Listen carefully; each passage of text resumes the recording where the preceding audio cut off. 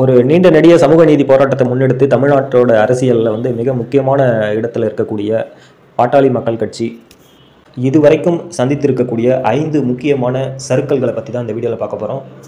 இதில் 5வது இடத்துல இருக்கக்கூடிய சர்க்கிள் என்ன அப்படின்னா வட தமிழ்நாடு. அதாவது ஒரு குறிப்பிட்ட ஏரியாவை மட்டும் ஃபோக்கஸ் பண்ணி கட்சியை பலப்படுத்துறது.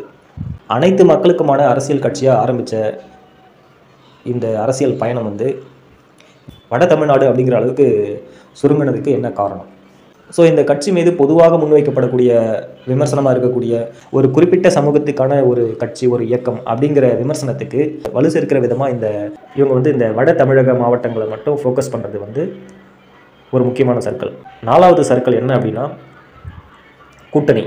நேற்று கட்சி ஆரம்பித்த இயக்கமாக இருந்தால் கூட ஜென்ரலாக அவங்க முன்னெடுக்கக்கூடிய அரசியல் பயணம் எப்படி இருக்குது அப்படின்னா, முதல்ல நாம் வந்து ஒரு தனித்து நின்று நம்மளுடைய வாக்கு வங்கி வந்து எவ்வளோ இருக்குது அப்படின்னு நம்ம வந்து ப்ரூஃப் பண்ணணும் அப்படிங்கிறத நோக்கி ஃபஸ்ட்டு போகும். அதுக்கப்புறம் காலப்போக்கில் கூட்டணி வைக்கிறது அப்படிங்கிறதுலாம் அந்த கால சூழ்நிலைக்கு ஏற்ற மாதிரி மாறும். ஓகே, ஆனால் கிட்டத்தட்ட 35 ஆண்டுகளுக்கு மேலே வந்து அரசியல் பயணத்தில் இருக்கக்கூடிய பாட்டாளி மக்கள் கட்சி வந்து மாறி மாறி வந்து திமுகவுக்கும் அதிமுகவுக்கும் மாறி மாறி வந்து சப்போர்ட் பண்ணி கூட்டணி வச்சு அந்த கட்சியோடைய தனிப்பட்ட வாக்கு வங்கியை வந்து சாதாரண ஒரு அடிமட்ட தொண்டனால் வந்து ஃபீல் பண்ணவே முடியாத அளவுக்கு, உணரவே முடியாத அளவுக்கு காலப்போக்கில் மாறி வந்துருச்சு. அது தமிழக அரசியல் மட்டும் இல்லாமல் தேசிய அளவிலுமே அந்த கூட்டணி வந்து காங்கிரஸ், பிஜேபி அப்படின்னு மாறி மாறி கடந்து வந்திருக்குது இல்லை. இது வந்து ஒரு மிக முக்கியமான ஒரு சர்க்கிள். அடுத்து 3வது சர்க்கிள் என்ன அப்படின்னா பதவி. திரு அன்புமணி ராமதாஸ் அவர்கள் வந்து மத்திய அமைச்சராக இருந்து, மத்திய சுகாதாரம் மற்றும் குடும்ப நலத்துறை அமைச்சராக இருந்து எந்த அளவுக்கு வந்து சிறப்பான ஒரு பங்களிப்பை வந்து இந்த இந்திய தேசத்துக்கு செஞ்சார்ன்றது எல்லாருக்குமே தெரியும். முன்னாள் பிரதமர் மன்மோகன் சிங் அவர்களுடைய கேபினெட்டில் வந்து இருக்கக்கூடிய பெஸ்ட்டு மினிஸ்டர்ஸில் வந்து அன்புமணி அவர்கள் வந்து முக்கியமான இடத்தை பிடிச்சார். ஏன்னா அந்தளவுக்கு அவருடைய செயல்பாடுகள் வந்து ரொம்பவும் எல்லாருமே வந்து அனைத்து தரப்பு மக்களும் வந்து பாராட்டக்கூடிய அளவில் இருந்தது. இதெல்லாம் எல்லாருக்குமே தெரியும். ஸோ இதில் வந்து என்ன சர்க்கிள் அப்படின்னா திமுக காங்கிரஸ் கூட்டணியில் பாமக இடம்பெற்றது. அன்புமணி அவர்கள் ஜெயிச்சார், மத்திய அமைச்சரானார். அதுக்கப்புறம் வந்து தேசிய ஜனநாயக கூட்டணி ஆட்சிக்கு வருது, மோடி அவர்கள் பிரதமராகிறாரு. அப்போ உடனே வந்து கூட்டணி மாறி அன்புமணி வந்து மீண்டும் வந்து என்ன ஆகிறாரு, எம்பி ஆகிறாரு.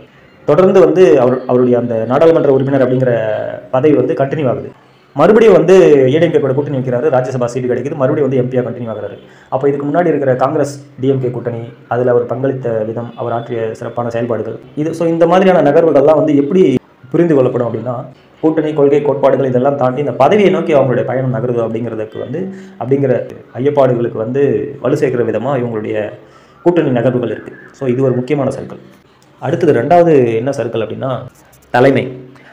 கொஞ்சம் வருஷத்துக்கு முன்னாடி வந்து ராமதாஸ் அவர்கள் சொல்லிட்டு இருந்தார், ரொம்ப தீவிரமாக பிரச்சாரம் பண்ணிட்டு இருந்தார். என்னென்னா தன்னுடைய கட்சிக்காரங்கக்கிட்ட வந்து ரொம்ப தீவிரமாக வந்து இந்த விஷயத்தை வந்து முன்னெடுத்தார். என்னென்னா அன்புமணி அவர்களுடைய தலைமையை ஏற்று நீங்களாம் வந்து செயல்படணும், அன்புமணி அவர்களை முதல்வராக்குவதற்கு நீங்களாம் பாடுபடணும்.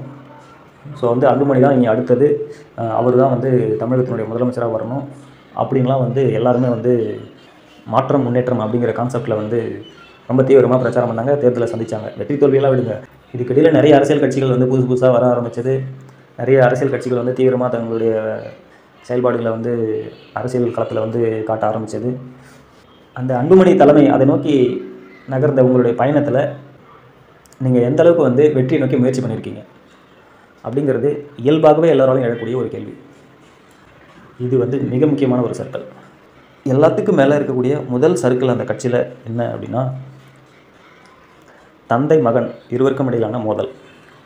எந்த அளவுக்கு வந்து வேகத்தோடையும் நிதானத்தோடையும் தெளிவோடையும் வந்து அன்புமணி அவர்களை வந்து முதலமைச்சர் ஆக்கிறதுக்கு நீங்களாம் பாடுபடணும் அப்படின்னு ஐயா ராமதாஸ் அவர்கள் வந்து பிரச்சாரத்தை முன்னெடுத்தாரோ, அதே அளவுக்கு இன்னும் சொல்லப்போனால் அதை விட தீவிரமாக வந்து அன்புமணிக்கு எதிரான நடவடிக்கைகளை இறங்கியிருக்காரு. இதுதான் நம்பர் 1 சர்க்கிள். அவரால் அறிமுகப்படுத்தப்பட்டு மேலே வந்தவர் தான் அன்புமணி அவர்கள். இப்போ 2026 தேர்தலை நோக்கி எல்லா கட்சிகளுமே வந்து பிரச்சாரங்களை முன்னெடுக்க ஆரம்பிச்சிட்டாங்க.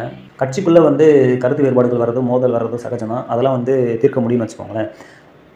தேர்தல் அரசியல் களம் அப்படின்னு வரும்போது எந்த அளவுக்கு வந்து ஒற்றுமையாக இருக்கணும் அப்படிங்கிறது சாதாரண அடிமட்ட தொண்டனுக்கு கூட தெரியும். அப்படி இருக்கும்போது அன்புமணி அவர்களுடைய எல்லா அரசியல் நகர்வுகளையுமே வந்து இவர் வந்து தடுக்கிறார்.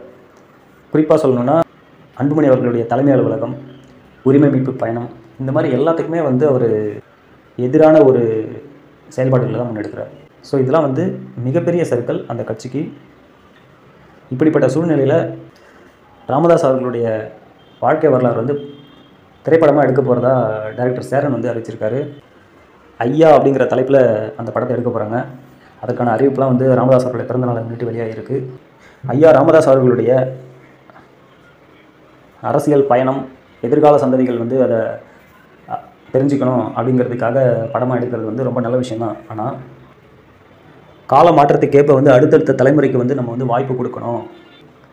கட்சியை வந்து இளமையாகவும் உயிரோட்டமாக வச்சுருக்கிறதுக்கு மேலே நம்ம பார்த்த இந்த 5 சர்க்கிளும் இல்லாத ஒரு அரசியல் பயணம் தான் வந்து இப்போதைய தேவையாக இருக்குது அப்படிங்கிறது படத்தில் வருமா வரதான்னு நமக்கு தெரியாது. பாண்டவர் பூமி மாதிரியான குடும்ப ஒற்றுமையை வலியுறுத்தக்கூடிய படங்களை எடுத்தவர் தான் நம்முடைய டைரக்டர் சேரன் அவர்கள். அவர் எடுக்க போகிற இந்த ஐயா படத்தில் மட்டும் இல்லை, ராமதாஸ் அவர்களுடைய கட்சியிலுமே வந்து எந்த ஒரு சர்க்கிளும் இல்லாமல் ஒற்றுமையாக செயல்படுவார்களா அப்படிங்கிறது தான் அந்த கட்சி தொண்டர்களுடைய எதிர்பார்ப்பாகவும் ஏக்கமாகவும் இருக்குது. தேங்க்யூ.